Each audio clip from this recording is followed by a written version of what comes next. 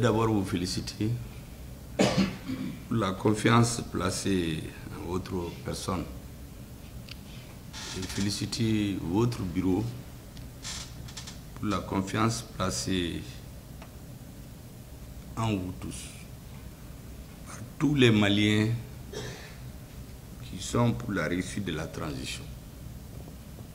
Vous avez effectivement indiqué que votre organisation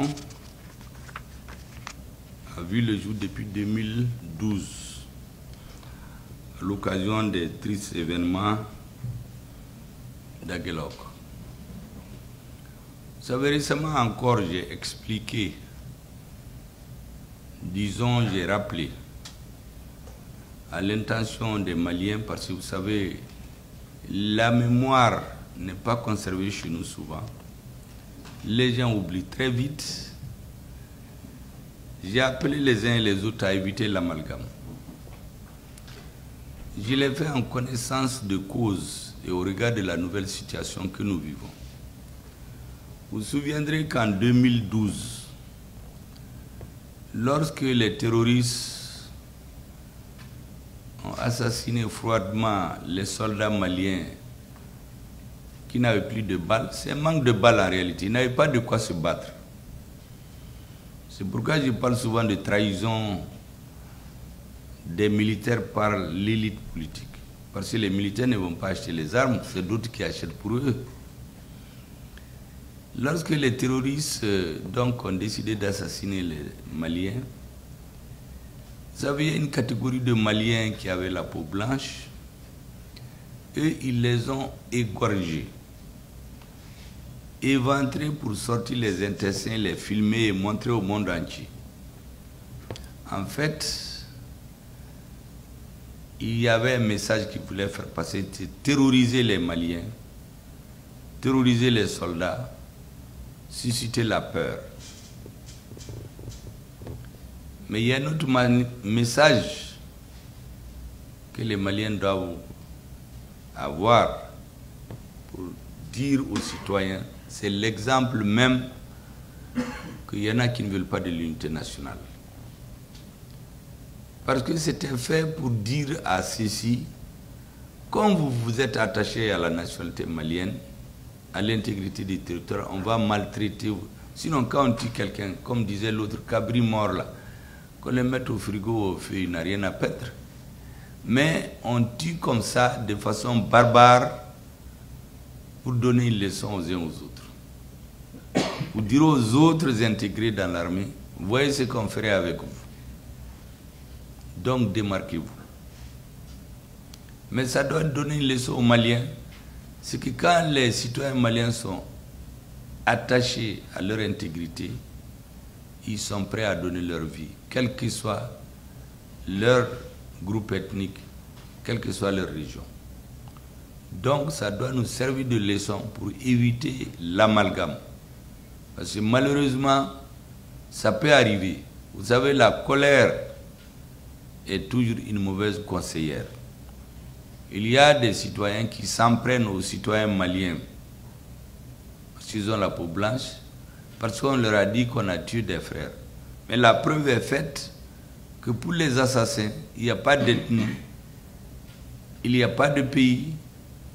La seule chose, c'est la destruction du Mali qui les intéresse. Et quand vous détruisez un pays sur le plan ethnique, vous pouvez être sûr que vous avez atteint votre objectif. Les divisions ethniques et les divisions religieuses sont les plus dangereuses.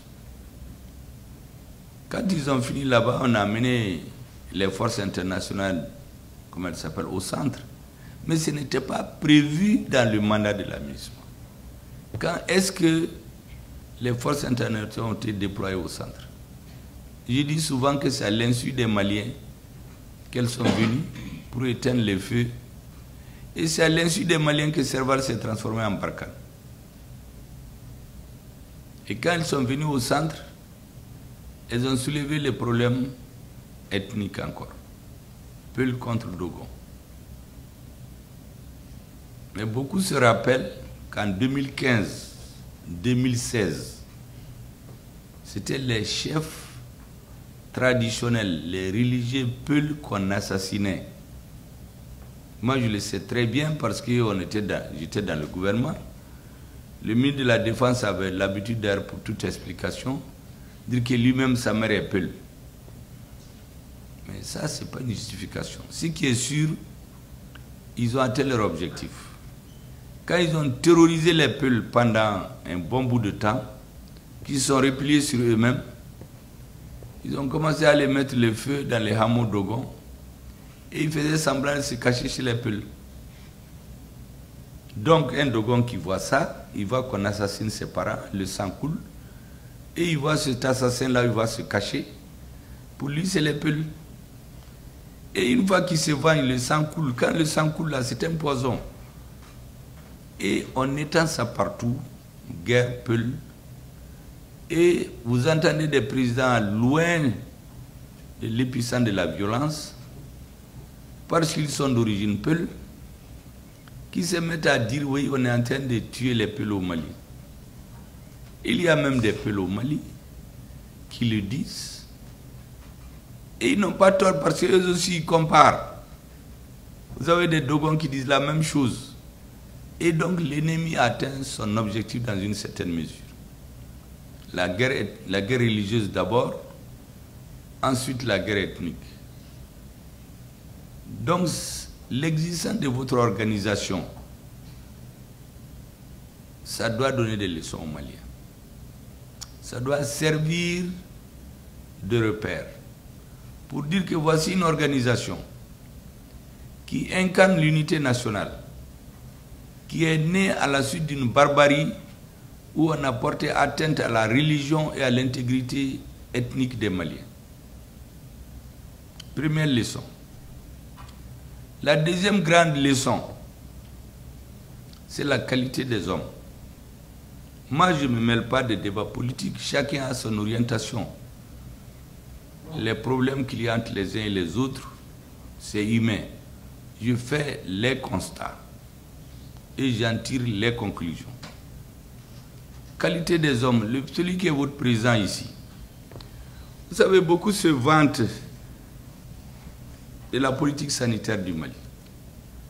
La première association de santé communautaire, c'est lui qui a été désigné président. C'était du temps du parti unique. Moi, j'étais dans la commission qu'il a proposée au président pour le choisir. C'est à cause de ses qualités.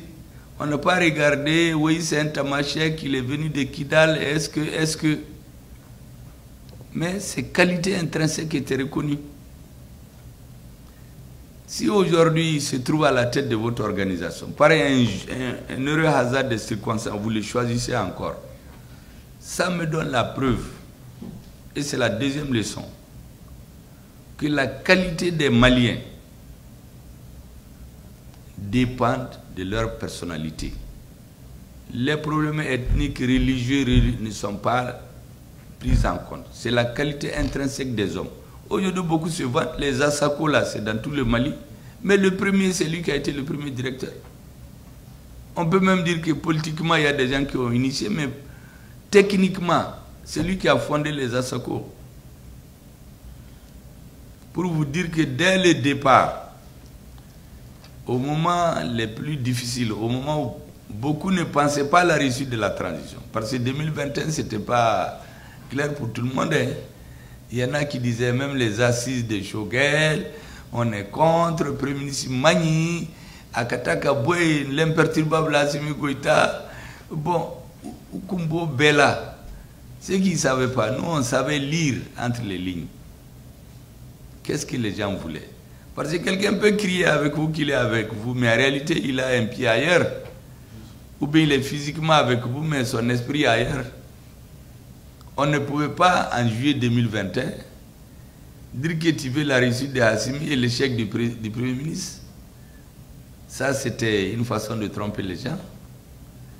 L'avion qui nous a ramenés de New York, on a tenu le discours qui a été retenu par beaucoup de gens, dont une partie, laissé en plein vol, a retenu beaucoup de gens.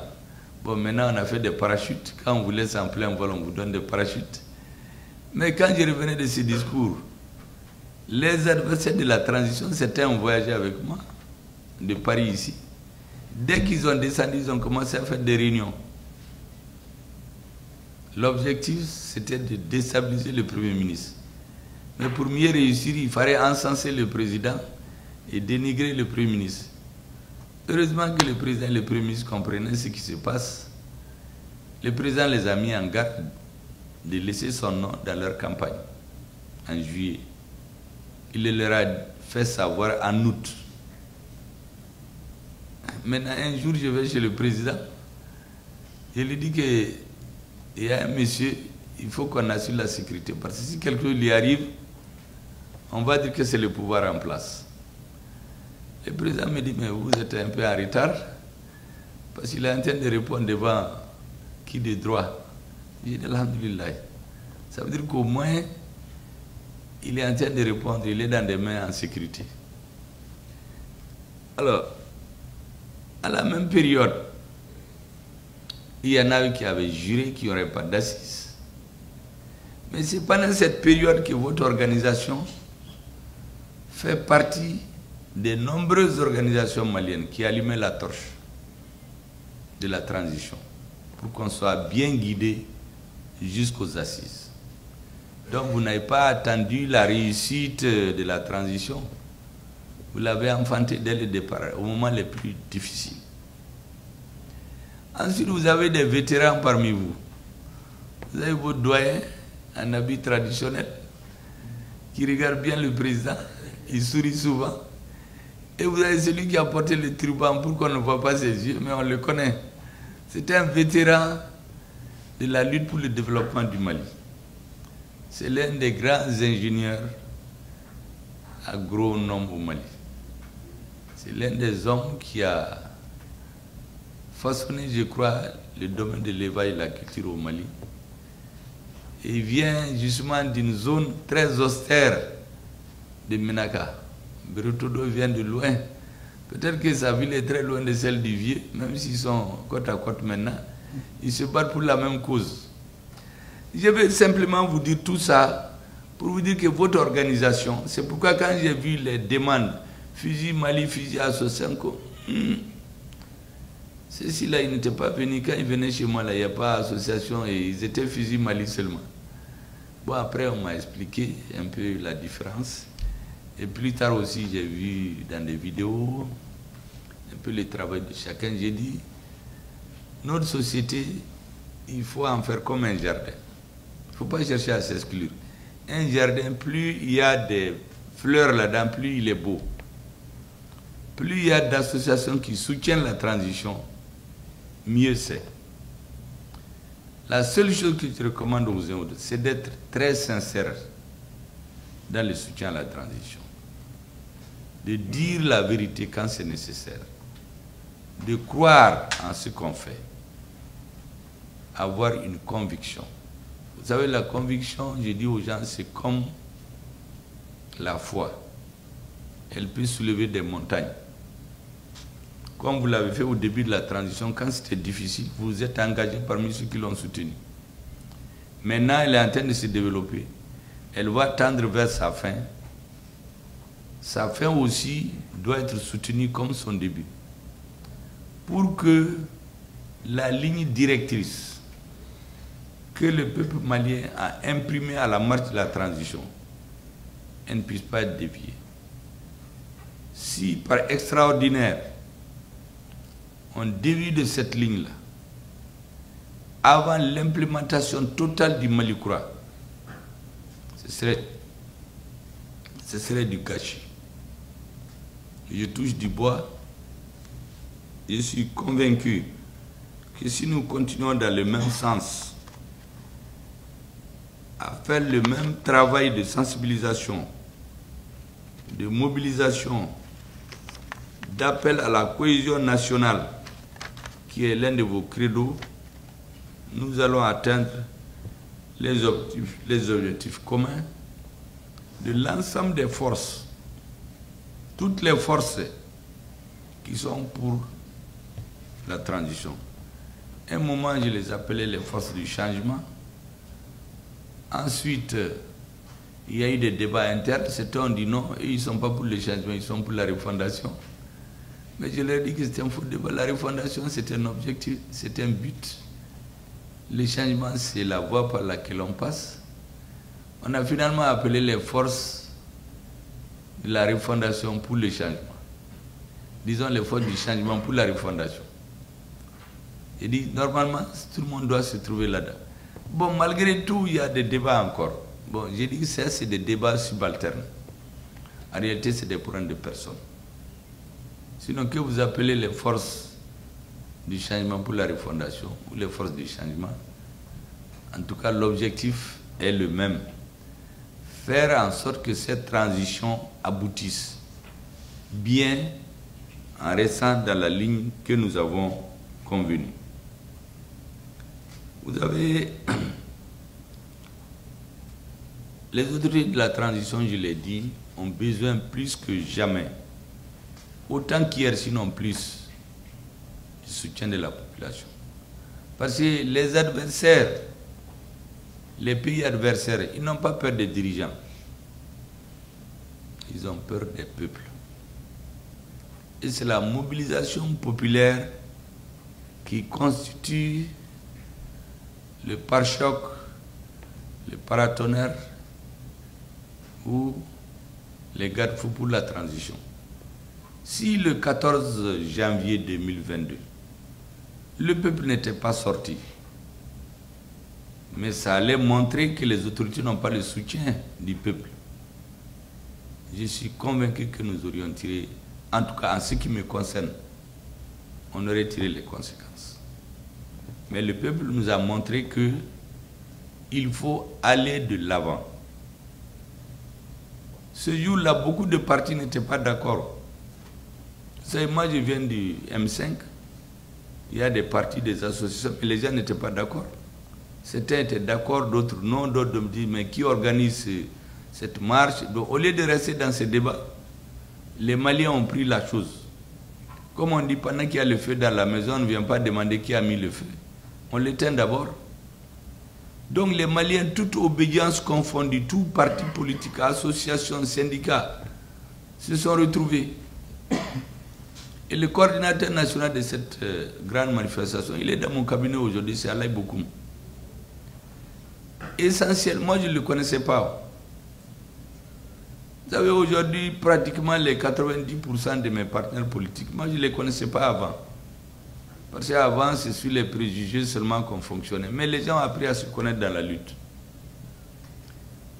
Et moi, je crois que FUSI Mali fait partie des associations pionnières du soutien à la transition. Tout ce que je vous demande, restez vigilants, restez cohérents, restez convaincus, restez convaincants. Il y a beaucoup de forces centrifuges qui vont se parfumer, se déguiser pour prétendre qu'ils sont vos amis. Certains vont se laisser tromper. Parce que comme j'ai dit, un sac d'arachide, plein d'arachide, vous mettez quelques mauvaises graines, au bout de quelques années, le sac va pourrir. Donc il faut qu'on soit extrêmement vigilant par rapport à tous ceux qui vont venir dire qu'ils sont avec la transition. Lorsque nous avons fait le référendum, il y avait l'engouement dans le pays, tout le monde disait qu'il est pour le référendum. Normalement, tous les Maliens devaient participer. Mais à la fin du référendum, qu'est-ce qu'on a vu? Sur chaque 3 Maliens, il y a un qui a voté. Et les 2 autres. Et tous ces partis et associations qui disaient qu'ils sont pour la transition. Et ils ont travaillé en douce pour saboter la transition. Ils ont travaillé en douce pour démobiliser la population. Nous, on a regardé le score, 97%. Mais si vous regardez le taux de participation, là, la transition a été sabotée. Or, si vous regardez la télévision et les déclarations, les 90% des Maliens devaient participer. Donc, quelque part, il y a anguille sous roche. Ça doit nous appeler à la vigilance. Tout le monde est avec la transition. Personne ne dit qu'il n'est pas avec. Même ceux qui disent qu'il n'est pas avec, c'est dans l'espoir que c'est comme dans l'ancien temps. Quand tu critiques, on t'appelle pour te donner quelque chose. Il y a beaucoup qui disent qu'ils sont contre. Ils font du bruit, mais c'est dans l'espoir qu'on les appelle. Ça, c'est terminé. En tout cas, avec notre transition, on ne va pas appeler quelqu'un parce qu'on a peur de toi. On t'appelle parce qu'on est convaincu que tu dis la vérité. Mais fais le bagabaga là, pour qu'on t'appelle Ikako Dabla, au Banao. Donc, il faut être extrêmement vigilant. Il faut être extrêmement soudé. Et au moment où notre armée est en train de récupérer l'intégrité de notre territoire, où des Maliens, nos soldats, les hommes de rang sont en train de donner leur vie, nous regardons les réseaux sociaux, on est dans nos cabinets, dans nos bureaux, faisons tout pour garder la stabilité intérieure de notre pays. Toutes les luttes politiques qui vont amener à la déstabilisation de l'esprit de nos militaires ne doivent pas être à l'ordre du jour. Vous savez, il y a un grand pays aujourd'hui qui est dans un tournant historique. Le nombre de morts qu'ils ont eu en un jour, c'est plus ce qu'ils ont eu les dernières 20 années. Mais là-bas, il y avait une crise politique qui a duré des mois. Des mois, tout le monde a dit arrêtez la crise politique. Résultat, les forces armées de sécurité, au lieu d'être concentrées sur ce qu'elles doivent faire, moi je crois que la crise politique fait partie des raisons qui les a distraits. Parce qu'un soldat qui se bat au terrain, s'il laisse sa femme, ses enfants, son père, sa mère, si ceux-ci ne mangent pas, ils ne boivent pas, ils sont dans des manifestations, mais ce soldat ne veut pas se battre. Mais quand son pays est bien tenu, il a l'esprit tranquille, il peut donner sa vie. Donc faisons tout aussi pour préserver la confiance et le soutien de notre peuple aux forces armées de sécurité. Et rassurer que ceux qui vont tomber sur ce champ de l'honneur ne seront jamais oubliés par la nation. Parce que dans le brouhaha qu'il y a actuellement, l'autre jour j'ai dit à des amis, au moment où des Maliens sont en train de tomber au nord, des populations sont en train de mourir. Moi, dans ma commune, les gens ils ont tué près de 12 personnes. Hier, ils ont été occupés tous les lieux.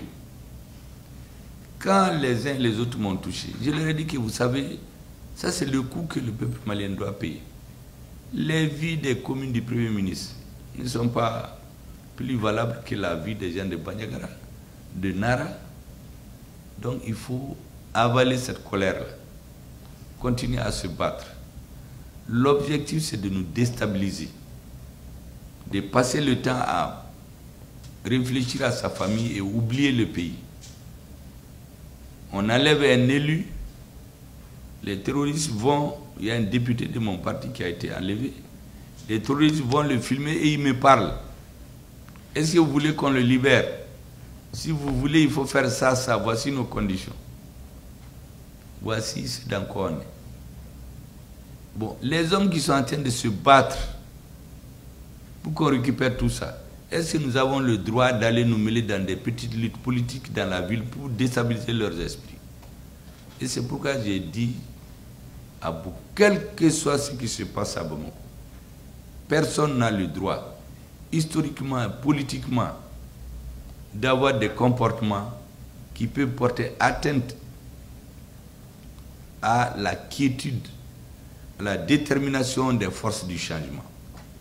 Il faut créer les conditions pour que ces forces-là aient l'esprit tranquille et à l'esprit de soutenir ceux qui sont en train de se battre, de donner leur vie. Donc les hommes de rang, les soldats maliens, les sous-officiers qui sont sur le terrain et les officiers qui les commandent. Je crois que c'est notre rôle aujourd'hui. Si j'ai un appel à lancer, c'est de vous encourager à faire comme vous l'avez fait en 2021 autour du gouvernement de transition. Il faut le faire aujourd'hui autour de notre armée. C'est la chose la plus précieuse que nous avons. Tous ceux qui parlent, c'est parce qu'ils ont un pays. S'il n'y a pas un pays, personne ne va parler. tous ceux qui ont 3-4 passeports dans leur poche là, et ils vont partir nous laisser. Ils vont partir laisser la majorité des Maliens. Voici les messages que je voulais faire passer, Monsieur le Président. Vraiment vous féliciter pour être à la pointe du combat. D'abord pour implémenter la transition. Votre rôle maintenant, c'est de continuer à faire en sorte que la transition tienne bon et qu'elle se termine bien.